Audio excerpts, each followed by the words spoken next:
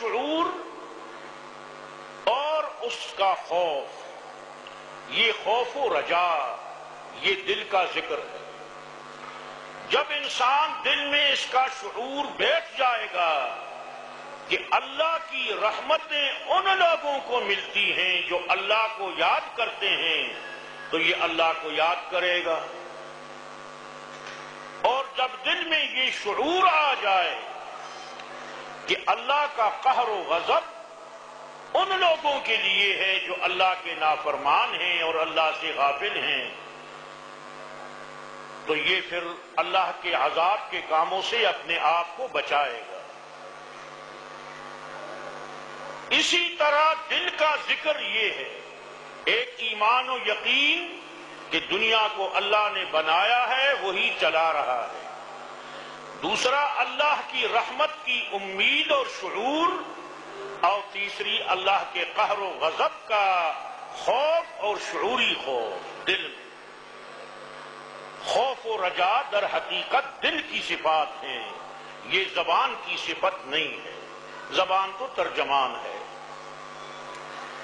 اس کے علاوہ دل میں اللہ کی محبت سب سے زیادہ ہو تو یہ ذکر قلبی ہے۔ والذین آمنوا اشد حبا للہ، جن لوگوں کے دلوں میں ایمان ہوگا ان کے دلوں میں اللہ کی محبت زیادہ نہیں ہوگی بلکہ سب سے زیادہ ہوگی۔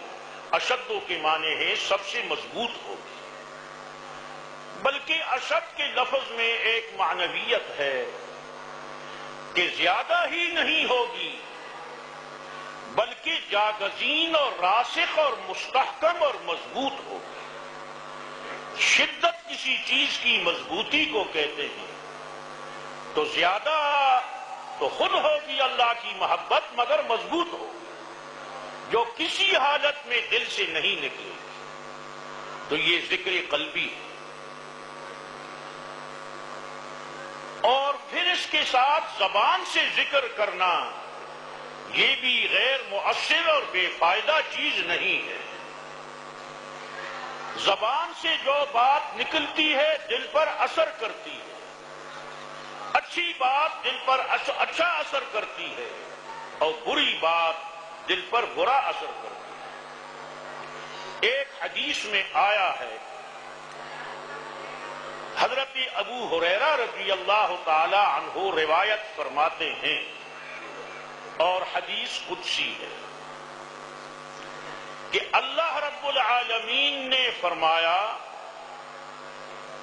کہ میں اپنے اس بندے کے ساتھ رہتا ہوں جس کے ہونٹ اور جس کی زبان میری یاد سے اور میرے نام سے ہلتی رہتی ہو، حرکت میں رہتی ہو۔ تو زبان کا ذکر آیا، معلوم ہوا کہ زبان کا ذکر بھی ضروری ہے اور مفید ہے اور لازمی۔ ذکر باللسان کے بارے میں اور بھی کئی احادیث ہیں۔ ایک صحابی عبداللہ بن بصر نے پوچھا کہ افضل الاعمال کیا ہے، بہترین عمل کیا ہے؟ تو رسول اللہ نے فرمایا ان تفارق الدنیا ولسانک بذکر اللہ رطب بذکر اللہ وفی روایت بذکر اللہ رطب، کہ تو دنیا سے اس حالت میں جاؤ اور دنیا کو اس حال میں چھوڑ کر جا رہا ہو کہ تیری زبان اللہ کے ذکر سے تر ہو، تو زبان کا ذکر آیا۔ اور ایک حدیث میں یہ بھی آیا ہے کہ لوگ زبان کی وجہ سے دوزخ میں پھینکے جائیں گے، تو مفہوم واضح ہے کہ زبان سے اگر غلط باتیں نکلنے کی عادت پیدا ہو جائے تو دل پر برا اثر پڑتا ہے اور دل کی عقیدے کی خرابی کا خطرہ بھی ہے۔ تو اس لیے حفظ اللسان، زبان کو قابو میں رکھنا، اس کے لیے محدثین نے اپنی کتابوں میں مستقل باب قائم کیے اور اس کے نیچے احادیث نقل کی۔ تو زبان سے ذکر کرنا بھی ضروری ہے۔ ایک دو تین حدیثیں سن لیجئے کہ رسول اللہ صلی اللہ علیہ وسلم نے فرمایا مثل الذی یذکر ربہ والذی لا یذکر ربہ مثل الحی والمیت، رواہ البخاری۔ اس شخص کی مثال اور حالت جو اللہ کو یاد کرتا ہو زندہ انسان کی ہے، اور اس شخص کی مثال جو اللہ کو یاد نہ کرتا ہو ایک مردہ انسان کی۔ دل میں زندگی اللہ کی یاد سے آتی ہے اور دل میں مردگی اللہ کی یاد سے غافل ہونے کی وجہ سے آتی ہے۔ اب دل کی زندگی یہ ہے کہ دل میں ایمان کی روشنی ہو، دل میں اللہ کی محبت ہو، دل میں اللہ کے دین اور شریعت پر عمل کرنے کا پختہ ارادہ ہو، اور فکر آخرت دنیا کی فکر پر غالب ہے، اس کا دل زندہ ہے۔ دل میں زندگی ایمان سے آتی ہے، اللہ کی محبت سے آتی ہے، اللہ کی ذکر سے آتی ہے، اور آخرت کی فکر، یہ دل کی زندگی ہے۔ اور مردہ دل وہ ہیں جو حیوانوں اور جانوروں کی طرح زندگی بسر کرتے ہیں کہ کھاتے بھی ہیں اور پیتے بھی ہیں اور پہنتے بھی ہیں اور دنیا کی نعمتیں استعمال کرتے ہیں، لیکن یہ سوچتے ہی نہیں کہ ہمارا خالق کون ہے اور جن چیزوں کو ہم استعمال کر رہے ہیں وہ کس نے دی ہیں اور اس کا کیا حق ہے ہم پر۔ زندگی کے مقصد سے غافل ہیں۔ تو جو آدمی زندگی کے مقصد سے غافل ہو گیا ہو اس کا دل مردہ ہے، اور زندگی کا مقصد اللہ کی بندگی ہے۔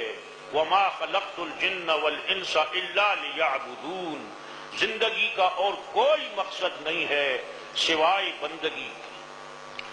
دنیا ہمارے لیے ہے اور ہم اللہ کی بندگی کے لیے ہیں۔ یہ ہے اسلامی نظام کا اور دین اسلام کا بنیادی بنیاد، کہ اس پر یہ سارا نظام قائم۔ اسلامی نظام بھی اللہ کی عبادت کے نظام کا دوسرا نام ہے۔ نفاذ شریعت بھی اللہ کی عبادت کے نظام کا دوسرا نام ہے، اور یہ مقصدی تخلیق انسان ہے۔ تو جو اللہ کو یاد نہ کرتا ہو وہ زندگی کے مقصد سے غافل ہو جاتا ہے، لہذا وہ مردہ دل ہوتا ہے۔ اس کی مثال جانوروں کی۔ ایک اور حدیث میں آیا کہ رسول اللہ صلی اللہ علیہ وسلم نے فرمایا ہے، اس کے راوی بھی ابو ہریرہ ہے، کہ الدنیا ملعونۃ وملعون ما فیہا الا ما والاہ وعالما ومتعلما، رواہ الترمذی۔ یہ دنیا ملعون ہے، اللہ کی رحمت سے دور ہے۔ ملعون کے معنی ہے اللہ کی رحمت سے دور ہے۔ لعنت کہتے ہیں اللہ کی رحمت سے محرومی اور دوری کو، دور ہے رحمت سے۔ اور جو چیزیں اس دنیا میں ہیں یہ بھی رحمت سے دور ہیں، سوائے اللہ کی یاد کے، یعنی سوائے ان لوگوں کے جن کو اللہ یاد ہو، اور سوائے ان چیزوں کے جو اللہ کے قریب ہوں یا اللہ کے دربار میں قریب لانے والی ہوں۔ ذکر باللسان، زبانی مخصوص ذکر کے علاوہ باقی عبادت کی طرف اشارہ ہے۔ اسلام کے باقی احکام اور عبادت کے باقی احکام یہ تو اللہ کی رحمت سے دوری کا ذریعہ نہیں ہے، یہ تو اللہ کی رحمت سے قریب ہونے کا ذریعہ ہے۔ تو ایسے لوگ ملعونین نہیں ہیں بلکہ مرحومین ہیں۔